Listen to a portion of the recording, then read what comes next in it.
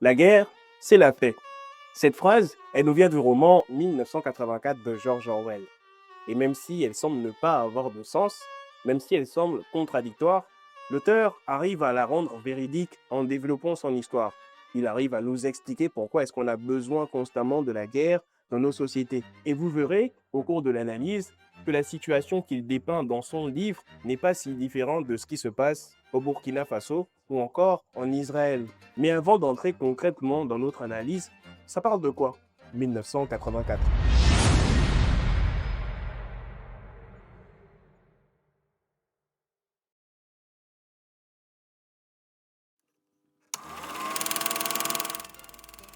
L'histoire débute alors que le monde est en guerre. Le conflit implique trois supernations, l'Eurasia, l'Estasia et l'Océania, qui sont inspirés de continents de notre monde, respectivement l'Europe, l'Asie et l'Amérique. Mais c'est en Océania, à travers le personnage de Winston Smith, personnage principal, que l'on découvrira le contexte géopolitique et socio-économique du monde, puisque Winston travaille au ministère de la Vérité d'Océania, un organe de l'État qui a pour but de réécrire constamment l'histoire.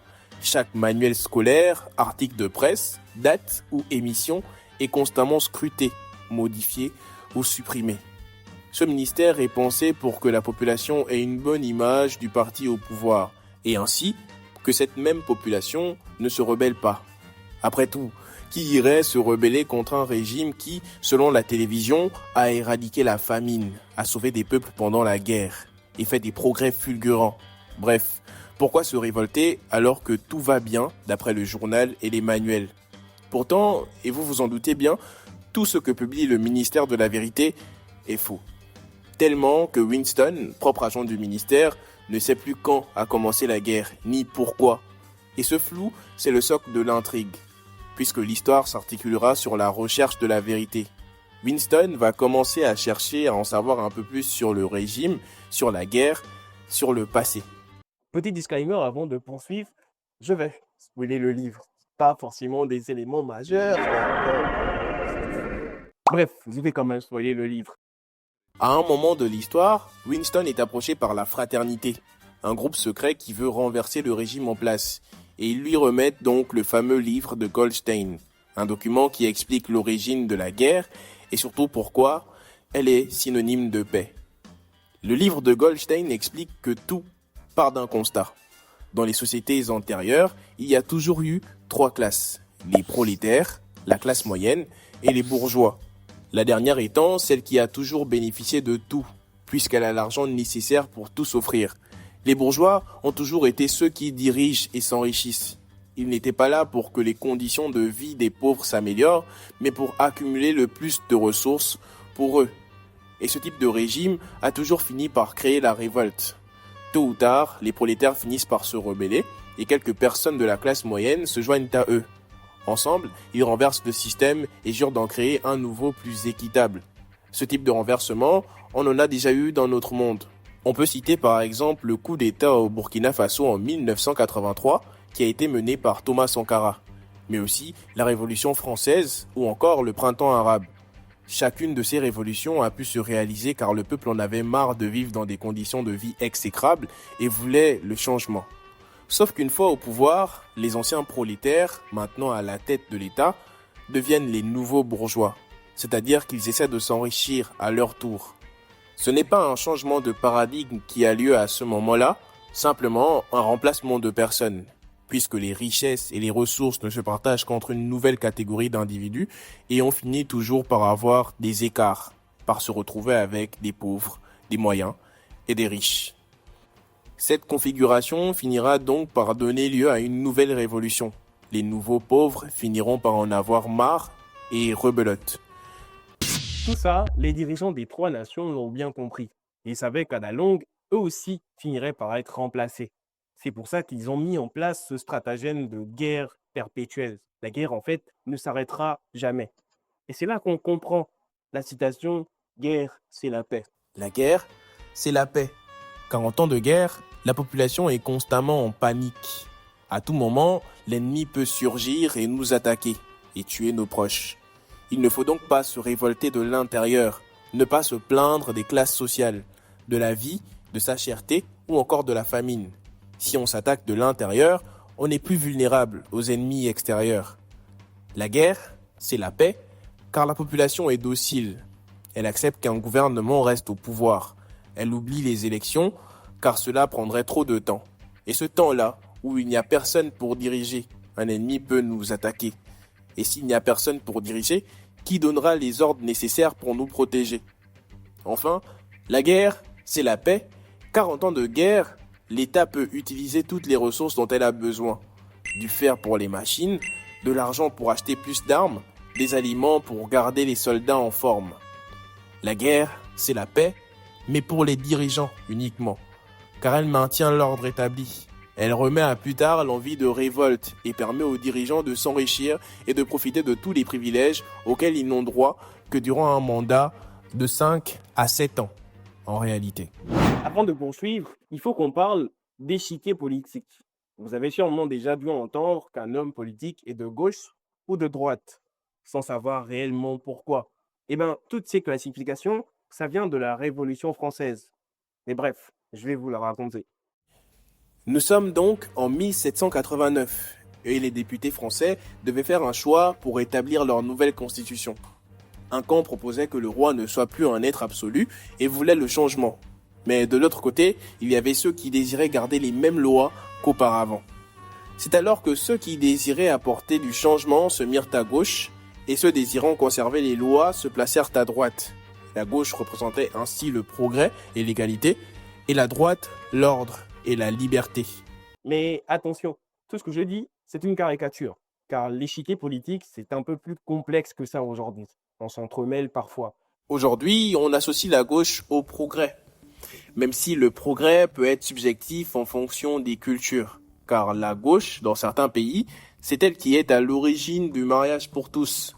Elle est aussi celle derrière l'école gratuite, les aides sociales ou l'égalité avec les étrangers. La droite, quant à elle, maintient les valeurs comme la tradition, la responsabilité individuelle, donc l'idée que notre réussite est le fruit de nos efforts. Elle met aussi sa nation en avant au détriment des autres. Donald Trump, par exemple, lorsqu'il dit « America first », donc l'Amérique en premier, tient un discours nationaliste car il priorise d'abord son État au détriment des autres. Et sur l'échiquier politique, George Orwell se place à gauche. C'est un socialiste. Le socialisme, c'est un régime politique où les ressources sont repartagées par l'État. L'État doit gérer, ensuite distribuer, de sorte à ce qu'il n'y ait plus vraiment d'écart social. En réalité, le socialisme fait en sorte que les pauvres et les riches aient tous l'accès aux besoins nécessaires, aux besoins vitaux. Et dans 1984, on ressent bien la philosophie de l'auteur. On ressent bien qu'il voulait que tout le monde ait accès à toutes les ressources de manière équitable. Dans le fameux livre de Goldstein, l'auteur explique qu'avec le développement des machines, les hommes n'ont en réalité plus besoin de beaucoup travailler. Ils pourraient passer plus de temps chez eux et profiter de leur temps libre. Qui plus est, ils auraient tout. À manger, à boire, de quoi se divertir, et avec tout ce temps et tous ces moyens, la population aurait forcément fini par s'instruire et réaliser qu'au fond, puisque tout est régi par les machines et réparti équitablement, il n'y a plus besoin d'avoir des dirigeants. Il n'y a plus besoin de hiérarchie, de haut ou de bas, de riches ou de pauvres. Tôt ou tard alors, le peuple aurait renversé le pouvoir établi.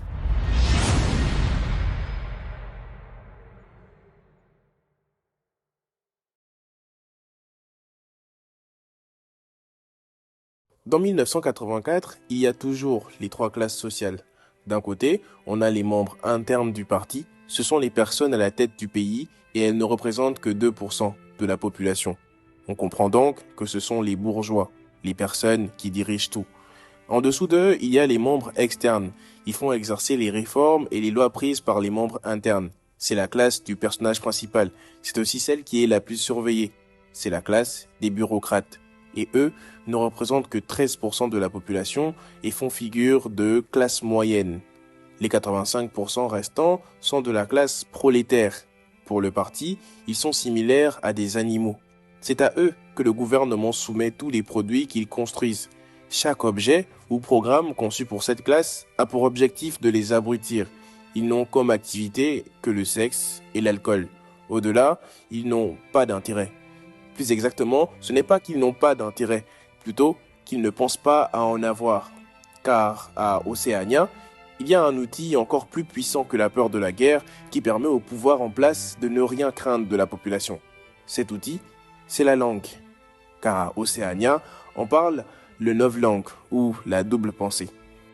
On pourrait se dire qu'il n'y a rien de grave, ce n'est qu'une langue après tout. Son but, c'est de permettre la communication.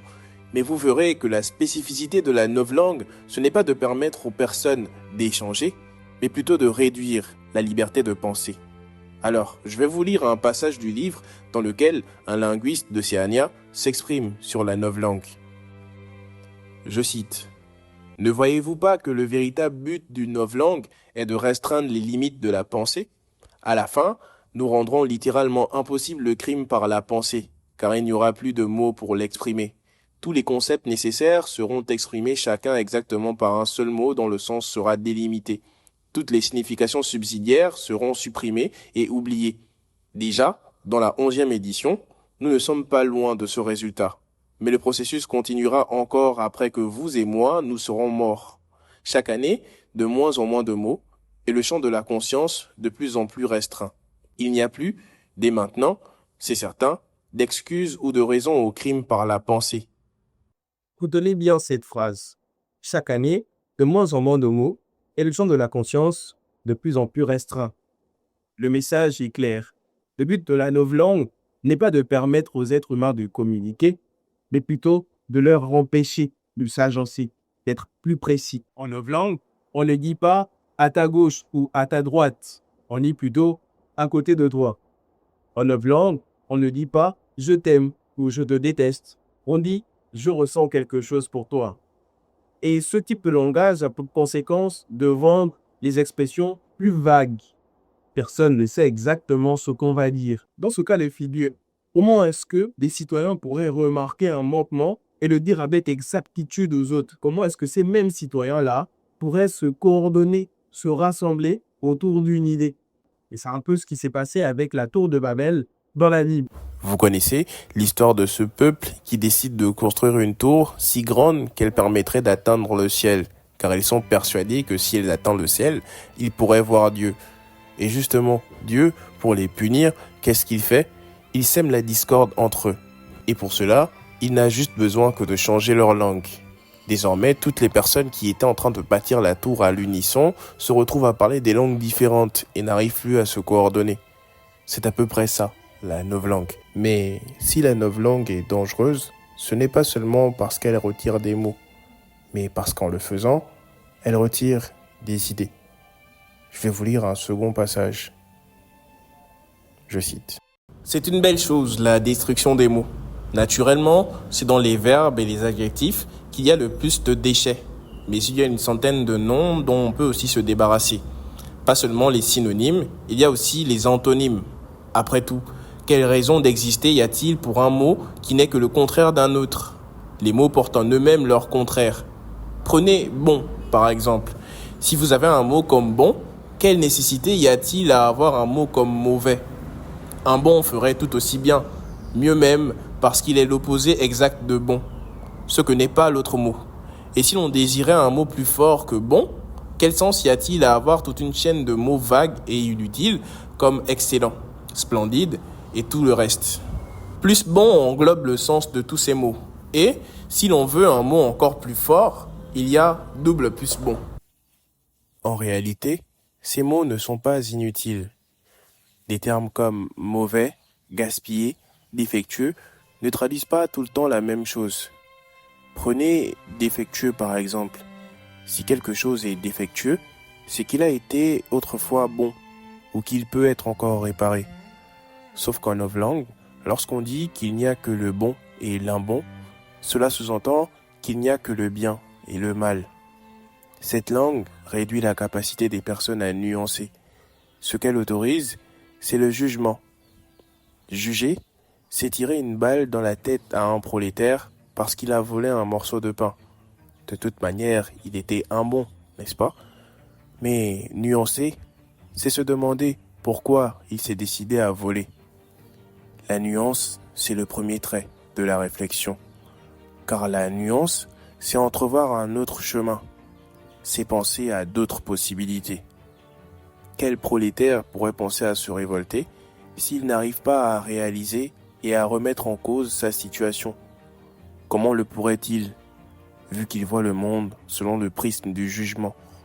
Pour lui, il n'y a que des choses bonnes et imbonnes, rien au milieu, aucune autre possibilité. C'est pour ça que la novlangue est dangereuse. Car la dictature ne se fait plus seulement à coups de matraque et de surveillance, mais elle est imprégnée dans nos esprits. Chacun des citoyens d'Océania accepte sa condition d'esclave. Même si on les libère, est-ce qu'ils connaîtraient la liberté, justement? Car je n'en ai pas parlé, mais le troisième pilier de toute Océania veut que la liberté soit l'esclavage. Autrement dit, même libérés, les anciens habitants d'Océania vivraient toujours comme des esclaves. 1984 a été écrit en 1948 par George Orwell. 1948, c'est 3 ans après la Seconde Guerre mondiale, à une période où l'humanité tout entière était encore dans le chaos. Et 1984 a été rédigé pour mettre en garde le monde contre les dangers politiques, mais aussi pour rappeler à la population qu'il ne revient pas à l'État de tout gérer, mais aussi à cette même population de rester éveillée. 1984 nous dit de ne pas croire que la guerre soit une solution de paix, de ne pas nous laisser berner par une liberté qui fait en fait de nous des esclaves, mais surtout qu'il ne faut rien ignorer, car c'est seulement en ne sachant rien qu'on est totalement impuissant. Merci d'être arrivé jusque-là, si vous êtes arrivé jusqu'au bout, et je vous invite dimanche prochain pour une autre analyse. En attendant, abonnez-vous à Mediart et bonne journée, bonne soirée, peu importe où vous êtes.